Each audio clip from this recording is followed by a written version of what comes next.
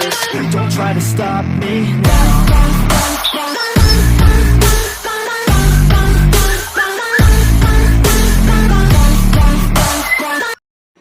Assalamualaikum warahmatullahi wabarakatuh. Berjumpa lagi dengan channel kami Dasril Iwas. Hari ini kami membahas tentang perjalanan hidup kami, mulai dari jadi pegawai dan berhenti dan fokus membuka toko pakan ternak. Bagi yang suka video ini silahkan like, komen, dan subscribe, dan jangan lupa aktifkan lonceng notifikasi biar tidak ketinggalan informasi dari kami. Selamat menyaksikan.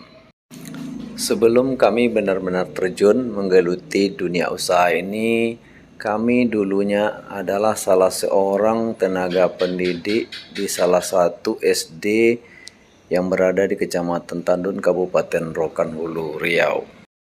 Selain dari tenaga kependidikan, kami juga berprofesi sebagai Ketua PPS Panitia Pemungutan Suara dan juga sebagai Ketua BPD Badan Permusyawaratan Desa di tempat tinggal saya. Dari sinilah kisah bermulai. Pada saat kami menjalankan 3 profesi ini sekaligus, kami ditimpa cobaan dari Tuhan, yaitu istri saya sakit, masuk rumah sakit, yaitu tiap dia batuk dia mengeluarkan darah. Ya, menurut kami ini darahnya cukup banyak, dan akhirnya istri dibawa ke rumah sakit ke ruang UGD.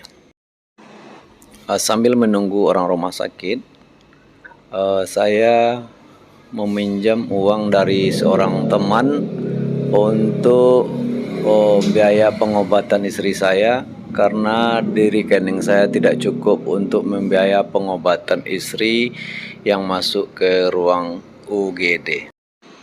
Alhamdulillah, kondisi istri semakin hari semakin membaik. Akhirnya saya membawa istri pulang untuk rawat jalan di rumah. Sambil menunggu istri yang sedang sakit, saya berkata kepada istri, padahal 3 profesi saya gajinya lumayan, akan tetapi kebutuhan hidup kita tidak juga bisa tercukupi oleh 3 profesi tersebut. Istri memberi saran, mungkin karena pencarian kita kurang berkah, karena papa menjalankan 3 profesi sekaligus. Mungkin dalam papa menjalankan tugas tersebut banyak yang tidak dikerjakan secara maksimal. Setelah saya pikir-pikir, ada betulnya juga apa yang dibilang oleh istri. Itu salah satu yang membuat penghasilan kita kurang berkah. Maka saya berniat, seandainya saya diberikan kesempatan membuka usaha oleh Allah Subhanahu wa Ta'ala, maka saya ikhlas melepas 2 jabatan saya di desa. Saya bertanya kepada salah seorang teman, kebetulan dia itu pengusaha. Yang saya tanyakan, usaha apa yang cocok saya jalankan untuk memenuhi kebutuhan hidup saya sehari-hari, usaha sampingan maksudnya. Teman saya menjawab, saya tidak bisa memberikan masukan usaha apa yang cocok kamu lakukan.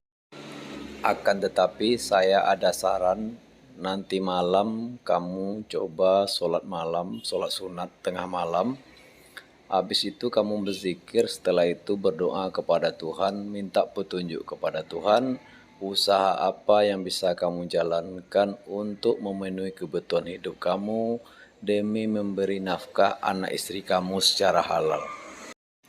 Setelah mendengar penjelasan dia, akhirnya saya pulang ke rumah, saya cerita sama istri, nanti malam saya mau sholat, habis sholat saya zikir, habis itu nanti saya akan minta petunjuk sama Tuhan, usaha apa yang papa bisa jalankan untuk memenuhi kehidupan kita ini. Singkat cerita, malamnya saya bangun dari tidur, itu mungkin sekitar jam setengah 1 atau jam 1. Saya ambil wudhu, terus saya sholat. Jujur waktu itu saya nggak tahu sholat apa yang mau saya kerjakan, niatnya seperti apa. Yang jelas pada saat itu saya sholat sunat, berniat sama Tuhan minta petunjuk. Niat saya, ya Allah, sengaja saya sholat sunat 2 rakaat untuk meminta petunjukmu ya Allah. Karena Allah Ta'ala. Itu aja niat saya. Saya langsung sholat. Setelah sholat saya berzikir. Setelah berzikir tadi saya berdoa sama Tuhan, ya Allah, berikanlah saya petunjuk untuk kedepannya apa yang harus saya lakukan dalam menafkahi anak istri saya secara halal. Kalau seperti ini terus keadaan kami kayaknya susah. Saya nggak mau ngajak istri dan anak istri saya susah. Berilah saya petunjuk ya Allah. Cuma itu doa saya. Pada saat itu yang ada dalam pikiran saya, seorang teman itu kebetulan dia itu peternak ayam bangkok. Itu yang senyum sama saya. Saya coba hilangkan pikiran itu, tahu-tahu nggak bisa hilang juga. Nah, akhirnya saya pikir mungkin apakah ini petunjuk, sampai sekarang saya kurang tahu juga. Terus saya, singkat cerita, saya tidur. Siangnya subuh saya mandi. Habis mandi saya sholat subuh. Habis sholat subuh saya seperti biasa siap-siap untuk mau berangkat kerja, yaitu sebagai tenaga pendidik.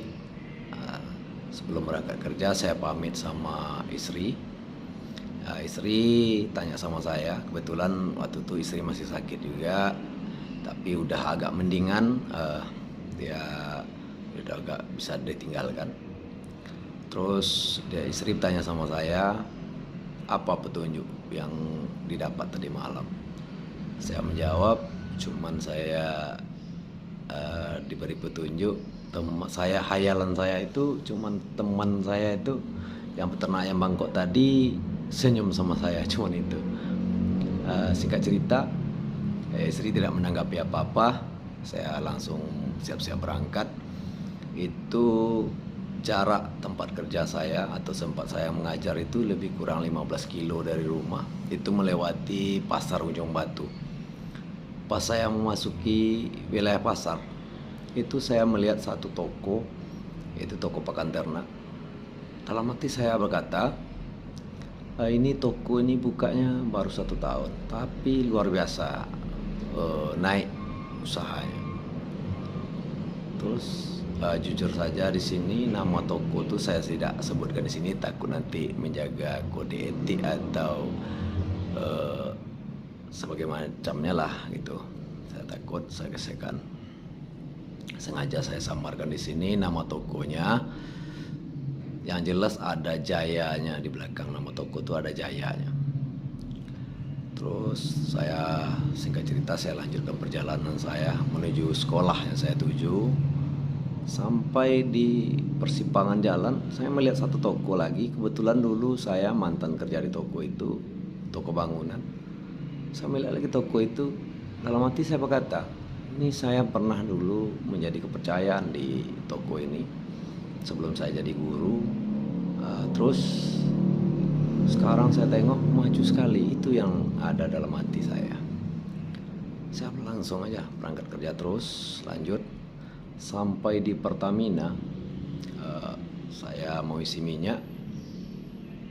Terus hati saya berkata lagi, dulu di saat saya jadi BPD, Badan Permusyawaratan Desa, saya pernah ngomong, enggak saya sendiri, itu bantuan rekan-rekan yang lain atau para donatur, itu pernah menjuarai, membawa nama Sukamaju itu di open turnamen juara 1 untuk tingkat open itu. Akhirnya kami masuk tingkat dusun itu juara 1 turnamen bola itu. Saya dipercayakan sebagai pengelola di sana lah. Ya, ibaratnya waktu juara itu saya memegang piala itu saya. Walaupun itu tidak saya sendiri yang berjuang, banyak kawan-kawan yang lain, cuman ada partisipasi saya di sana. Dalam hati saya berkata lagi, Sukamaju itu pernah jaya di tangan kamu. Akhirnya terbesit sama saya pikiran sesaat aja. Dulu saya cerita sama teman saya minta usaha apa yang saya jalankan, ada teman saya ngasih saran sama saya, kalau seandainya nanti kamu tahu usaha apa yang kamu jalankan udah dapat, usahakan nama itu doa, kata dia. Doa yang bagus gitulah kira-kira. Akhirnya saya terbesit sama saya, suka maju jaya. Kenapa saya bilang jaya di sini? Dua toko yang saya baca kebetulan pakai jaya semua. Toko yang pertama saya jumpa toko pakan ternak itu pakai jaya juga nama belakangnya, dan di toko bangunan itu kebetulan pakai jaya juga nama di belakangnya. Terus saya bilang suka maju jaya, apakah ini nama usaha saya? Dalam hati saya berkata juga, ini sambil saya bawa motor, saya berkata, apakah ini nama usaha saya suka maju jaya? Tapi panjang kali, orang dua kata umpamanya, berkat yakin, berkat jaya umpamanya gitu, dua kata. Sedangkan ini suka maju jaya, itu tiga kata. Tapi saya pikir-pikir lagi, disingkat bisa Sukma Jaya. Sukma Jaya itu jiwa yang jaya, bisa juga suka maju jaya. Itu kan doa, suka kita menjalankan, setelah itu harapan kita bisa maju, dan juga terakhirnya jaya. Apakah ini nama usaha saya? Saya sampai sekarang waktu itu nggak tahu usaha apa yang saya buka, saya nggak tahu. Jelas nama itu terbesit di pikiran saya, Sukma Jaya. Singkat cerita, saya lanjut sampai di ada sebuah lokasi itu di Kilo 5 namanya, daerah saya itu. Hati saya berkata lagi, ini masih sambil saya bawa sepeda motor, saya menghayal gimana. Hati saya berkata lagi, itu seandainya kamu jadi buka usaha di Ujung Batu, di pasar, kamu akan jadi orang pertama yang akan jaya di Ujung Batu. Orang Sukamaju yang akan jaya di Ujung Batu. Kebetulan tempat tinggal saya itu namanya Sukamaju. Singkat cerita, air mata saya keluar. Terus saya berkata, ini bukan hayalan, tapi mungkin hati saya berkata, apakah ini petunjuk dari Tuhan? Itu pada saat itu saya berkata seperti itu dalam sendiri aja, dalam pikiran saya. Singkat cerita, sampai di sekolah, saya cerita sama kawan saya, sahabat saya, yang sampai sekarang itu beliau orangnya baik sekali. Orang itu udah mantap, biar akhlak semuanya bagus lah, sahabat saya tadi.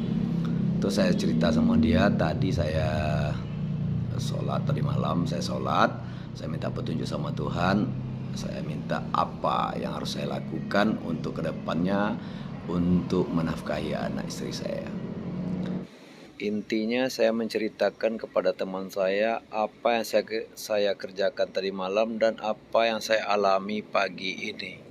Akhirnya teman saya tadi memberikan masukan, apakah petunjuk dari Tuhan tadi itu, nama toko kamu Sukma Jaya, kamu menjual pakan ternak. Kenapa dia bilang seperti itu? Hayalan kamu tadi malam itu teman kamu seorang peternak ayam bangkok, mungkin pakan ayam, dan toko yang kamu baca pertama itu toko pakan ternak. Apakah itu petunjuk dari Tuhan? Itu yang dibilangnya sama saya. Bisa jadi, saya bilang. Singkat cerita, saya pulang, saya cerita sama istri, nama toko kita, nama usaha kita. Waktu itu saya nggak tahu usaha apa yang saya mau buat. Yang jelas saya ngomong sama istri, nama usaha kita Sukma Jaya. Itu saya ngomong sama istri Sukma Jaya. Akhirnya istri ya menanggapi aja, setuju aja. Saat itu terus berlanjut. Saya datang lagi sama teman-teman saya tadi yang berdua, yang saya tempat cerita usaha apa saya mau buka.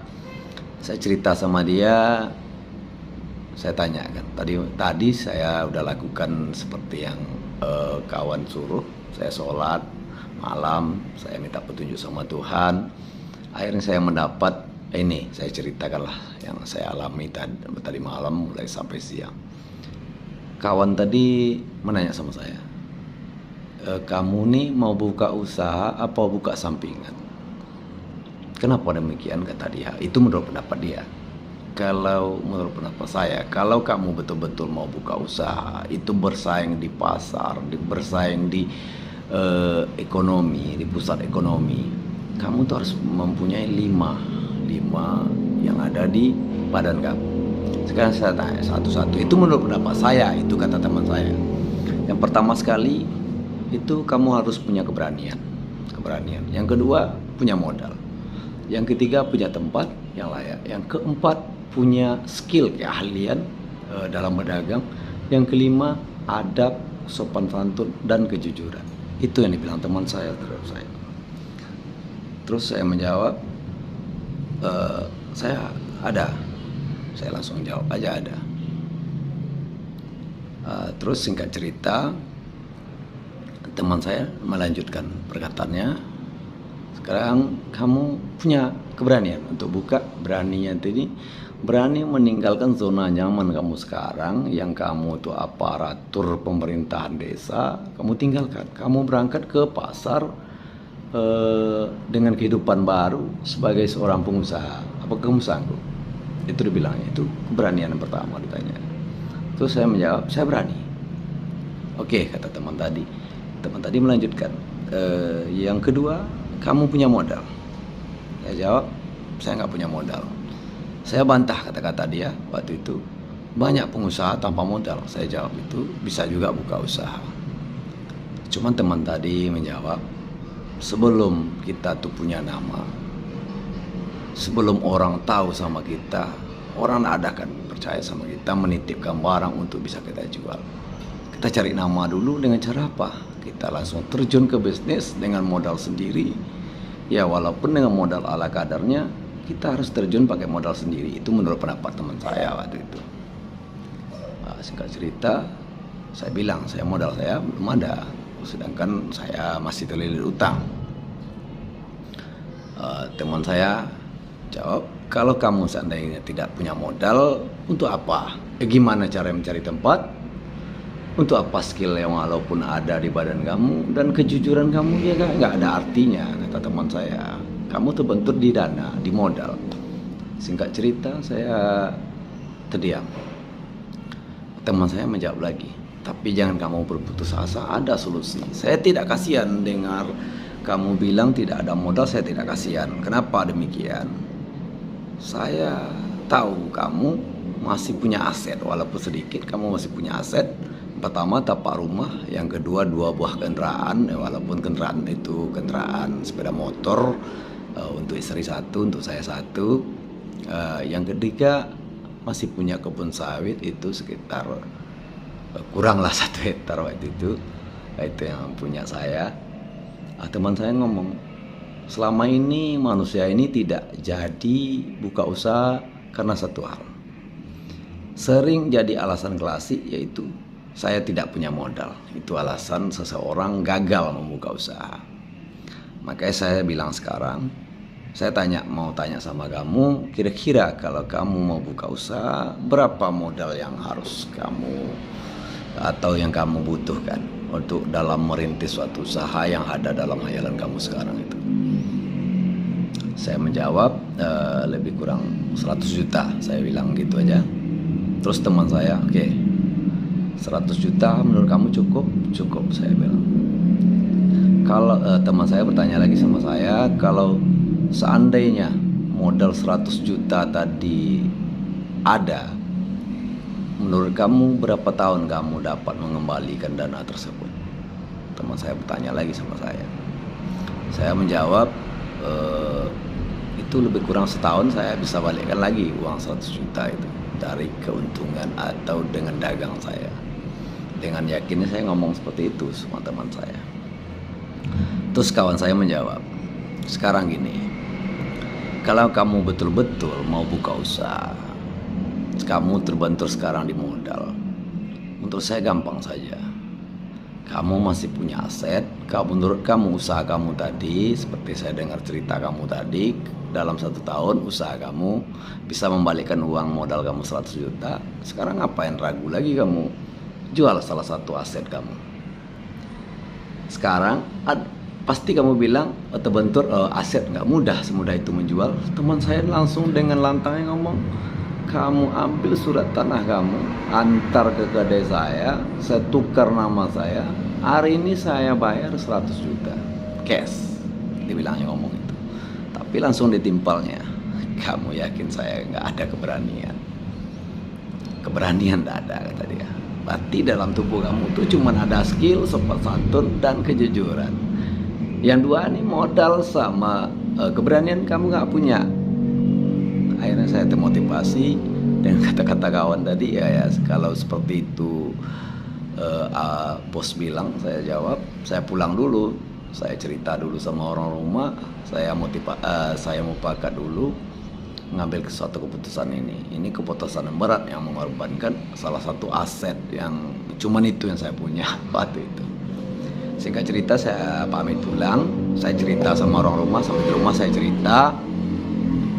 Orang rumah menanggapi, kalau abang yakin, ya sama-sama nggak apa-apa. Kita korbankan aset, kita coba, jangan mencoba. Saya bangga, saya punya orang rumah seperti itu. Dia berkata, kita coba, jangan dicoba-coba. Kalau mencoba itu, kalau patah, kata dia, kita bangun lagi. Nggak bisa secara berjalan, kita merangkak. Itu yang membuat saya bangga, dikasih motivasi kepada saya. Setelah itu saya pikirkan dulu lah masa-masa sebelum kita berjual aset kita. Itu yang saya bilang pada itu. Saya jalanilah kehidupan saya seperti biasa, menjadi seorang guru dan menekuni dua profesi saya lainnya sebagai ketua PPS dan ketua BPD di desa tempat saya tinggal. Dan beberapa bulan kemudian saya jumpa lagi sama teman saya, yaitu kebetulan dia itu salah satu juri untuk penjurian Kicau Mania, lomba burung berkicau. Saya cerita sama dia, saya rencana mau buka usaha toko pakan ternak ayam, saya bilang gitu. Terus teman saya yang juri ini memberi masukan kepada saya, kalau menurut saya, kata dia, kamu buka usaha itu burung, kata dia, kedai burung. Kedai burung tadi selain kamu juga bisa jual pakan ayam, kamu juga bisa jual pakan ternak. Kenapa saya sarankan burung, kata kawan tadi? Burung itu banyak yang bisa kita jual. Yang pertama sangkar, yang kedua vitamin burung, yang ketiga burung, yang keempat obat-obatan burung, yang kelima pakan burung, yang keenam pakan ayam, pakan ikan, pakan kucing. Itu bisa masuk ke lokasi tempat pakan burung, lokasi kita jual burung. Itu nggak masalah bergabung di situ. Itu menurut teman saya. Saya pikir ya ada betulnya juga kata teman ini. Kok usaha ini kita mulai dari burung dulu, berarti pakan ikan, pakan hewan lainnya bisa masuk ke dalam usaha kita itu. Cuman kita terbantu sekarang di modal. Terus teman saya menyarankan, kalau kamu seandainya kamu mau buka usaha itu pakan ternak, kedai burung, kamu harus terjun dulu ke dunia burung. Jujur saja, saya ilmu tidak ada di burung. Saya bukan pemain burung dan bukan penghobi kicau mania. Awalnya saya bukan penghobi kicau mania. Saya nggak ada burung di rumah. Terus kamu harus terjun ke dunia kicau. Caranya seperti apa? Saya bilang, bisa jadi kamu ikut dalam event-event atau ikut lomba kicau mania, atau juga bisa jadi ternak burung dulu untuk sementara, mengenal burung itu seperti apa pakan yang baik, gimana cara pengobatannya. Kamu pelajari dulu itu, kata teman saya, sebelum kamu terjun ke dunia usaha membuka toko pakan ternak dan perlengkapan sangkar. Singkat cerita, saya waktu itu sedang booming-boomingnya burung lovebird. Burung lovebird ini sedang booming-boomingnya, sedang rame-ramenya. Kepikiran sama saya, saya coba untuk beternak burung lovebird. Saya beli waktu itu satu pasang itu, kalau nggak salah saya itu sekitar 1.200.000. Saya beli dari Sumatera Barat, saya kirim ke Riau. Burungnya udah produksi, saya kirim. Tuh saya udah terima gaji. Saya bilang sama istri, saya mau coba ternak burung dulu untuk burung lovebird ini. Singkat cerita, pada saat itu orang yang menjual ini mau tutup ternak lohbirnya. Dia bilangnya seperti ini sama saya, gini aja bang, abang ambil burung saya sepasang ini, nanti ada anak ini sekitar 8 ekor, abang tolong jualkan dulu. Abang jualkan dulu, setelah laku nanti baru abang store sama saya uangnya. Abang bawa aja lah semua karena saya mau pindah, kata dia seperti itu. Saya jawab, uang saya, modal dana saya nggak ada untuk mengambil anakan 8 ekor tadi. Cuman ada uang saya sekarang untuk ngambil indukan yang udah produksi itu. Kebetulan indukannya indukan juara, mantan juara. Indukan dia tuh mau lumayan, harganya waktu itu lumayan juga, 1.200 per pasang. Saya ambil satu pasang. Dia bilang, nggak usah abang store sekarang, abang jual dulu anakan ini, setelah laku baru abang bayar. Seperti itu dibilangnya. Oke, deal. Seandainya laku, nanti saya balikkan lagi burungnya ya, katanya. Saya bilang gitu. Terus dia bilang, nggak apa-apa, katanya. Oke, saya bilang gitu. Akhirnya singkat cerita dikirimnya burung tadi, saya transfer uang 1.200.000, saya ambil sepasang burung tadi, saya ternakkan. Dan ini saya posting, burung lohbir tadi saya posting ke internet atau ke Facebook. Saya posting ke Facebook, jual burung, anakan burung yang titipkan sama saya tadi saya jual. Saya posting, itu namanya rezeki, ada jalan dari Tuhan. Langsung ada orang komen di mana alamat om? Nah, saya bilang alamat saya di sini, saya buka rumahan. Tapi setiap saya posting di Facebook, bisa nanti kita tengokkan screenshot dari postingan pertama saya posting burung tersebut. Itu saya buat di bawah postingan saya itu, salam kandang pinggiran @BS Sukmajaya. Terus saya buat, setiap saya posting burung saya buat salam kandang pinggiran karena saya orang pinggiran, dan di bawahnya saya buat BS Sukmajaya. Nah, singkat cerita, burung saya itu sekitar 8 ekor yang dikasih itu laku, habis saya jual. Akhirnya saya transfer duit, enak juga, untung jual burung ini, yang menurut saya waktu itu. Kebetulan saya ternak ini datang panggilan kerja. Selain dari guru di suatu sekolah tadi, saya juga diperbantukan sebagai bendahara sekolah. Pada saat itu ada penataran ke Pekanbaru, ya ke LPMP Pekanbaru, penataran bendahara sekolah. Kebetulan saya diutus sama kepala sekolah untuk berangkat ke sana sama dia untuk menjalankan penataran tadi, mengikuti penataran tadi. Akhirnya saya berangkat dengan kepala sekolah ke Pekanbaru penataran. Ternak saya titipkan sama adik saya, tolong rawat. Sampai di sana kami mengadakan pelatihan tuh lebih kurang 7 hari ya, 7 hari di sana. Tiap malam saya kepikiran, saya kan sekarang berada di pusat kota. Di sini mungkin banyak glosir burung. Apa salahnya saya cek di Facebook di mana lokasi ada jual glosir burung. Kebetulan stok burung saya yang di titik kawan itu udah habis. Akhirnya saya dapat satu Facebook, itu lokasinya gak jauh juga di tempat penataran tadi. Terus besok pulang saya janjikan sama dia, pilihkan saya 10 ekor, nanti pulang ke saya jemput, saya masih penataran. Dan yang punya toko mengiyakan permintaan saya. Singkat cerita, pulang saya ngomong sama kepala sekolah dan teman suruh singgah ke toko glosir tempat saya memesan burung tadi. Akhirnya orang tuh singgah, kami ambil burung. Saya jadi cemian bagi guru yang lain numpang di situ, sebenarnya cemian yang biasa lah. Yang dibawa oleh-oleh pulang, masak burung pulang penataran, kata dia. Cuma saya jawab dengan tersenyum saja, ya ini usaha saya jawab itu aja. Jujur waktu itu modal saya gunakan itu kan penataran itu dikasih uang jajan dari dinas dan dari sekolah, itu ada uang jajan saya. Itu yang saya jadikan modal awal saya membeli burung tadi. Singkat cerita sampai di rumah saya posting burung tadi. Saya posting, ada di komen salah seorang itu pemain senior atau itu menurut kami udah senior di burung. Dia mau cari untulan, dia beli burung juara, tapi burung itu harus untulan itu harus punya pasangan. Seperti itu teori main burung lovebird tadi. Di komennya postingan saya ditanyanya di mana alamat, saya bilang alamat, harga, ada cocok, dia datang dibawanya burung yang untuk burung lovebird yang juara, dia itu dibawanya untuk cari pasangan ke tempat saya. Dia nanya apakah saya boleh masukkan ke kandang ternak kamu di situ, nanti kalau seandainya dia dapat pasangan itu saya ambil. Nah, terus saya jawab nggak apa-apa, kita coba aja.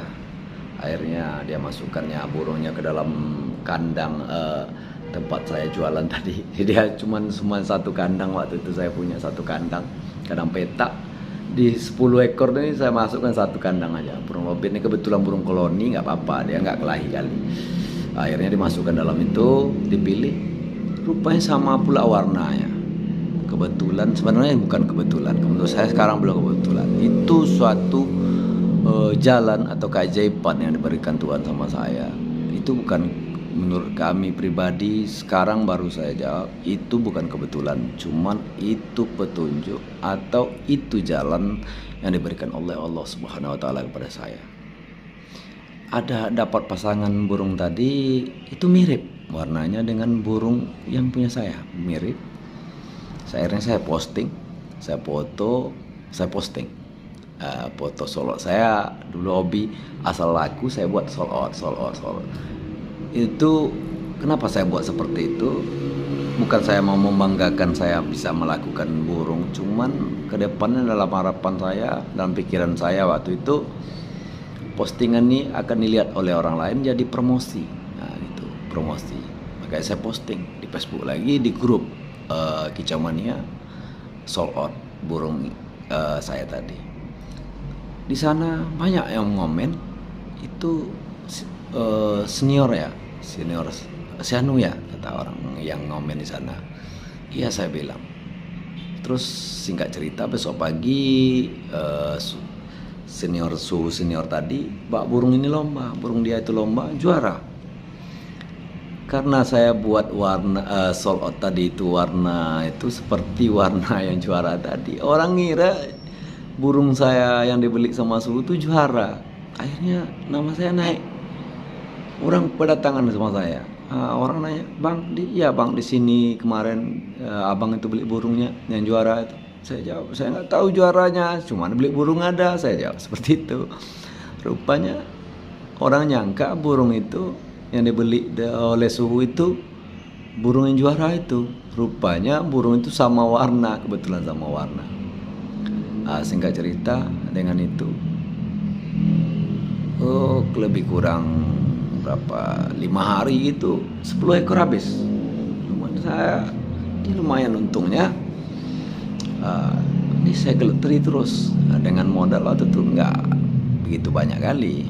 Modal jual burung itu nggak membutuhkan banyak modal. Akhirnya saya lanjutkan jual beli di rumah, itu lebih kurang 1 tahun itu saya jual di rumah. Nanti saya buka slide fotonya, videonya ada, itu saya buka di rumah. Awal saya buka di rumah tuh, kebetulan di belakang rumah saya itu ada rumah petak kosong. Di situ saya buat awal saya menjual burung. Singkat cerita, setelah setahun setelah itu, saya datang lagi sama teman saya yang nyarankan saya tadi, yang juri tadi, kamu dalami dulu dunia burung. Seperti ini bilangnya dulu, suruhnya dalami dunia burung dulu. Akhirnya saya datang sama dia, saya tanya sama dia, ini udah 1 tahun saya dalami dunia burung, dan saya sekarang niatnya mau buka usaha. Kata saya udah mantapkan hati, saya udah ngomong sama orang rumah, kita jual lahan kita yang ada sawit jual yang kurang 1 hektar tuh kita jual, kita usaha, kita buka usaha itu di pusat ekonomi langsung, kita kontrak ruko, kita buka usaha. Singkat cerita, saya datang lagi sama teman tuh menjawab gini, kalau kamu udah betul-betul niat seperti itu, setahun udah kamu kenali dunia burung seperti apa, pakannya apa, makanannya apa, vitaminnya apa, dan cara mengobati, cara meliharanya seperti apa. Menurut saya kalau niat kamu udah ibaratnya udah yakin, ya laksanakan. Singkat cerita, terus saya datang sama teman yang awalnya bilang mau beli lahan saya tadi. Saya tawarkan sama dia, dia bilang, oh mohon maaf bos, dulu setahun yang lewat saya ngomong mau beli lahan itu memang saya ada uang, tapi sekarang saya nggak ada uang lagi. Itu dibilang sama saya. Kebetulan waktu itu saya menjabat sebagai ketua PPS, sedang sibuk-sibuknya kerja sampai lupa. Dengan itu saya fokus bekerja dulu. Dalam saat saya bekerja di ketua PPS tadi, datang seorang teman lagi sama saya, menanyakan kepada saya, apa betul saya mau jual lahan. Kebetulan lahan saya yang mau saya jual itu berdampingan dengan tanah dia. Dia bilangnya, iya. Saya bilang, oh ada yang mau beli itu, bapak depan itu. Singkat cerita, ini nggak perlu saya ceritakan terlalu panjang cara penjualannya gimana. Akhirnya terjadilah jual beli tadi. Jujur waktu itu saya jual lahan saya 130 juta. Kebetulan lahan saya tadi itu di samping jalan, ya di tepi jalan lah, tepi jalan yang ramai, lumayan ramai penduduknya. Saya jual 130 juta. Akhirnya saya cerita lagi sama tetangga, kebetulan sama minum di situ. Saya bilang gini, dia punya kebun sawit juga. Saya jual kebun sawit saya mau buka usaha, buka toko pakan ternak di ujung. Dia bilang seperti sama saya seperti ini, kamu pikir-pikir dulu. Kenapa saya bilang gitu? Kenapa dia bilang gitu, kata dia. Buka usaha itu tidak gampang menurut dia. Tapi kalau lahan kamu itu udah menghasilkan, walaupun sedikit, cuman udah menghasilkan, menurut saya lebih baik kamu itu tetap pertahankan lahan kamu daripada kamu jual. Itu sangat berisiko sekali menurut dia. Sedangkan usaha yang akan kamu geluti itu belum tentu hasilnya seperti apa. Saya diam aja. Ya makasih atas sarannya, saya ngomong itu. Setelah 2 hari lagi saya ngomong lagi, cerita lagi sama kawan yang lain. Saya nanya pendapat lagi. Kebetulan kawan itu seorang pengusaha, ada mau kebun. Dia menyarankan kepada saya, kamu silakan jual lahan itu, mau buka usaha itu bagus, kata dia. Cuman separuh dari separuh dari modal kamu jual kebun tadi, kamu gunakan beli aset lagi, dan separuhnya lagi baru kamu gunakan untuk usaha. Seandainya usaha kamu tidak jalan, kawan tadi menyarankan sama saya, kamu masih punya aset, kamu gak akan jatuh, kamu gak akan stres. Akhirnya saya mendengar cerita kawan yang 2 tadi, akhirnya saya ambil keputusan, saya mengikuti yang kedua, yaitu separuh dari hasil penjualan tanah saya tadi saya gunakan sebagai membeli aset, dan separuh lagi baru saya gunakan untuk buka usaha. Orang rumah pun atau istri sepakat sama saya dengan ide kawan yang kedua tadi. Yang terakhir, saya hati saya berkata tadi, saya kalau jadi buka di Ujung Batu, saya orang pertama akan maju atau sukses di Ujung Batu ini, di kilo 5. Akhirnya di situ saya beli tapak. Rupanya terjawab semua janji, pertanyaan saya meminta sama Tuhan terjawab semua. Ini yang namanya petunjuk dari Tuhan. Rupanya toko yang pertama saya baca tadi itu, disitulah tempat glosir kami belanja pertama. Seakan-akan Tuhan menunjukkan kepada saya setahun yang lalu, di sini nanti kamu akan berbelanja untuk awal membuka toko pakan ternak kamu. Di ruko yang saya baca pertama waktu saya minta petunjuk itu, di ruko itu saya belanja pertama alat-alat perlengkapan dagang saya. Terus toko yang kedua yang saya baca, toko bangunan saya ceritakan dari awal tadi, ilmu itu yang saya pakai. sampai namanya saya ambil Jayanya karena kedua toko yang saya baca itu pakai Jaya, makanya saya namakan nama toko saya Sukma Jaya. Selanjutnya saya dapat nama Sukma Jaya itu di Pertamina. Di Pertamina ini petunjuk rupanya di sini apa? Ruko yang lama itu yang saya rintis awal itu di depannya itu saya buat Pertamini. Pertamini menjual minyak. Seakan-akan Tuhan tuh memberi saya petunjuk, kamu sebelum jalan toko pakan ternak kamu akan menjual minyak. Ini minyak di sini kamu akan mengambil minyak bensin atau minyak untuk kendaraan bermotor. Kamu jual itu dulu. Nah, seakan-akan itu petunjuk. Rupanya ya. Di depan kedai kami ada Pertamini dan kami ngambil minyak itu di Pertamina yang sempat saya mendapatkan nama BS Sukma Jaya tersebut. Apa yang kamu dapat sekarang setelah buka usaha?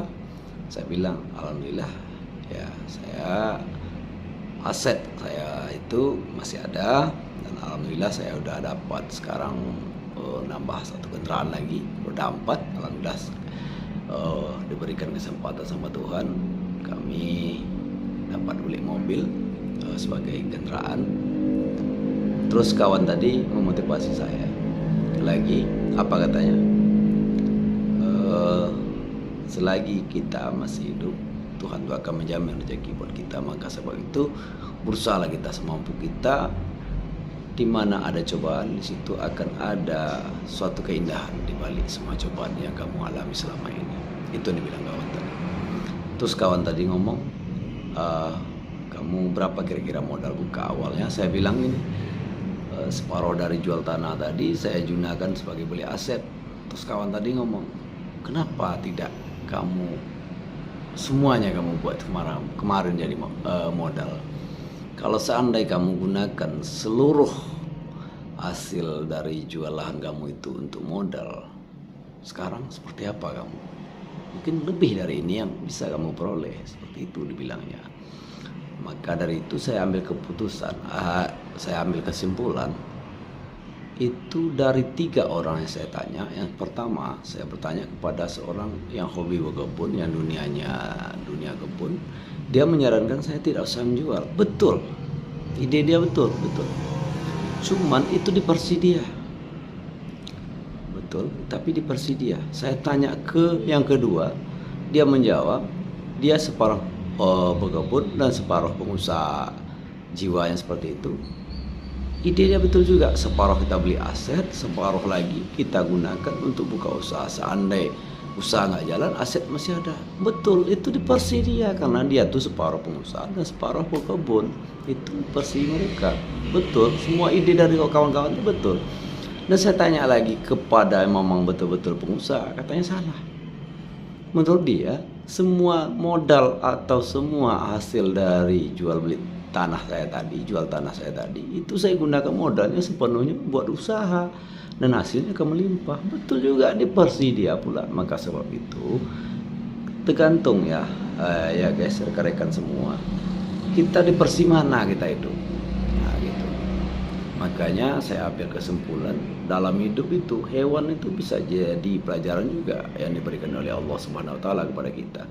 Contohnya kalau bisa ngomong ya, kita tanya sama ikan tuh akan ngomong hidup tuh di air, itu menurut ikan. Kalau kita tanya sama kucing, hidup tuh di darat. Kalau kita di air mati, itu menurut versi kucing. Nah, maka sebab itu kita dalam hidup ini, kita jalankan porsi kita masing-masing. Di zona nyaman mana kita hidup, maka di zona itulah kita akan bertahan dan akan berkembang. Maka sebab itu jangan kita masuki dunia orang lain. Nah, mungkin selama ini saya masuk ke zona orang lain. Alhamdulillah saya buka dalam 1 tahun. Sekarang ya alhamdulillah tahun ini, tahun 2022, tanggal 1 bulan 1 tahun 2022 saya resign dari sekolah. Saya mundur. Alhamdulillah sekarang saya terjun langsung ke dunia bisnis, dunia usaha. Alhamdulillah saya udah buka cabang yang kedua sekarang. Dan aset saya awal saya modal 130, saya sekarang udah saya balikkan dengan saya beli kendaraan roda 4. Alhamdulillah saya udah dapat beli kendaraan dan aset saya tapak ruko saya masih ada. memang belum seberapa hasil dari saya, tapi alhamdulillah udah yang lebih membahagiakan hati saya sekarang. Saya itu tidak terlilit utang lagi. Itu yang lebih membahagiakan lagi. Utang kami insya Allah alhamdulillah udah lunas semua. Dan kami sekarang tidak bekerja sama orang lain lagi. Kami udah resign dari sekolah, kami udah berhenti juga dari aparatur pemerintahan desa. Kami sekarang fokus untuk mendirikan usaha. Makanya saya buat video ini sebagai motivasi, bukan sebagai mau mengajari dari rekan-rekan semua. Saya yakin lebih senior lagi, lebih mantap lagi cari cerita jalan hidupnya. Cuman saya sekarang sebagai berbagi aja, itu cara jalan hidup saya. Kenapa saya meninggalkan guru saya, meninggalkan aparatur saya? Karena usaha sekarang butuh saya. Menurut saya harus terjun langsung. Pesan moral di sini yang pertama sekali, kalau kita terbentur suatu masalah, kita datang lagi sama Tuhan kita. Apapun agama kita datang sama Tuhan kita. Kita cerita, kita minta pertolongan sama Dia, Tuhan tuh akan memberikan petunjuk dan jalan keluar kepada kita. Yang kedua, sebelum mengambil keputusan, kita tuh usahakan banyak bertanya kepada orang yang lebih mengerti tentang apa yang belum kita mengerti. Itu menurut saya. Yang ketiga, yakin dan percaya Tuhan masih ada. Yang keempat, menurut saya pesan moral di sini, semua yang diberikan Tuhan itu, semua yang diberikan cobaan sama Tuhan itu, di balik itu ada suatu keindahan. Mungkin dengan alhamdulillah anak istri saya sekarang sehat, alhamdulillah saya sendiri juga sehat. Penyakitnya nggak kambuh-kambuh lagi, alhamdulillah. Dia sekarang itu, istri saya udah yang menguasai di toko bawah atau toko lama saya percayakan sama dia. Saya mengelola di toko baru untuk merintis lagi yang keduanya. Dan di sini juga mungkin terdapat banyak kelemahan dan kekurangan kami. Dalam kesempatan ini juga kami mohon maaf, beribu maaf kepada foto yang kami tampilkan di sini. Mungkin ada foto bapak ibu atau saudara-saudara. Ini mohon maaf, kami sebesar-besarnya ini kami posting untuk membuat channel YouTube ini. Sekali lagi, kami pribadi mungkin terdapat banyak kelemahan dan kekeliruan kami dalam penyampaian, mungkin tutur bahasa atau cara ngomong kami yang kurang tepat. Untuk itu kami mohon dimaafkan dan saya sudahi. Assalamualaikum warahmatullahi wabarakatuh.